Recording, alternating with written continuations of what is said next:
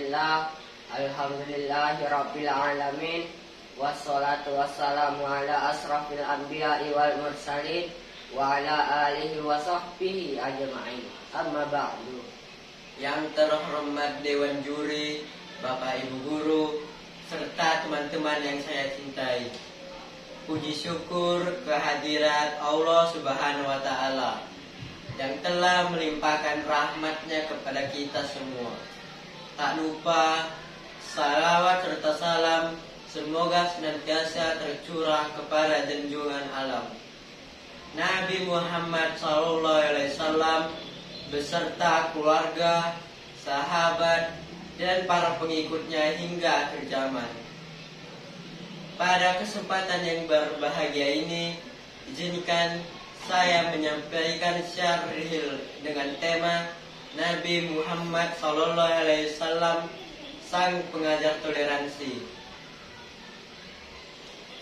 Di tengah hiruk pikuk dunia yang sering kali warnai konflik dan perpecahan, ajaran Islam datang sebagai rahmat bagi semesta alam. Nabi Muhammad SAW diutus bukan untuk memaksakan keyakinan, melainkan untuk mengajarkan nilai-nilai luhur. Salah satunya adalah toleransi. Toleransi dalam Islam bukan berarti meleburkan akidah, melainkan mengakui perbedaan, menghormati hak orang lain, dan hidup berdampingan secara damai. Nabi Muhammad SAW adalah teladan terbaik dalam berinteraksi dengan orang-orang yang berbeda keyakinan, suku, maupun budaya. Beliau mengajarkan bahwa keragaman adalah sebuah keniscayaan yang harus kita sikapi dengan bijaksana. Allah Subhanahu wa Ta'ala berfirman dalam surah Al-Kafirun ayat 6. Bismillahirrahmanirrahim. Lakum dinukum waliyadin. Untukmu agamamu dan untukku agamaku. Ayat ini adalah fondasi utama toleransi beragama dalam Islam. Allah Subhanahu wa Ta'ala dengan tegas memisahkan urusan akidah dan ibadah. Kita memiliki keyakinan kita dan mereka memiliki keyakinan mereka. Tidak ada paksaan dalam beragama. Nabi Muhammad SAW tidak pernah memaksa seorang pun untuk masuk Islam.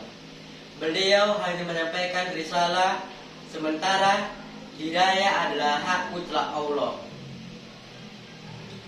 Nabi Muhammad SAW tidak hanya toleran dalam hal akidah, tetapi juga dalam perlakuan sosial. Beliau mengajarkan kita untuk berbuat baik dan adil kepada siapapun, meskipun mereka bukan Muslim. Allah Subhanahu wa Ta'ala berfirman dalam surah Al-Mutahanna ayat 8. Bismillahirrahmanirrahim. La yanhakumullahu 'anil ladzina lam yuqatilukum fid dini wa lam yukhrijukum min diyarikum an tabarruhum wa tuqsitu ilaihim. Innallaha yuhibbul muqsitin. Allah tidak melarang kamu untuk berbuat baik dan berlaku adil terhadap orang-orang yang tidak memerangimu karena agama dan tidak pula mengusir kamu dari negerimu. Sesungguhnya Allah menyukai orang-orang yang berlaku adil.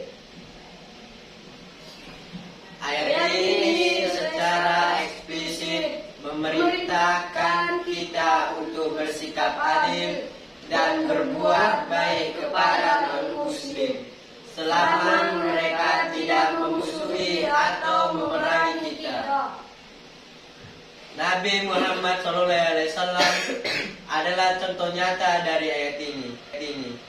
Ketika berada di Madinah, beliau membuat Piagam Madinah, sebuah konstitusi yang menjamin hak dan kebebasan beragama bagi semua penduduk, termasuk Yahudi dan Nasrani. Beliau menunjukkan bahwa pemimpin yang adil akan memberikan rasa aman kepada seluruh rakyatnya tanpa memandang latar belakang agama. Saudara-saudaraku yang kita rahmati Allah, sebagai umat Nabi Muhammad SAW, sudah seharusnya kita meneladani akhlak beliau dalam bertoleransi. Toleransi bukan hanya slogan, melainkan tindakan nyata. Hormatilah tetangga yang berbeda agama, bantu mereka yang membutuhkan tanpa melihat latar belakangnya, dan ciptakan kerukunan di tengah masyarakat.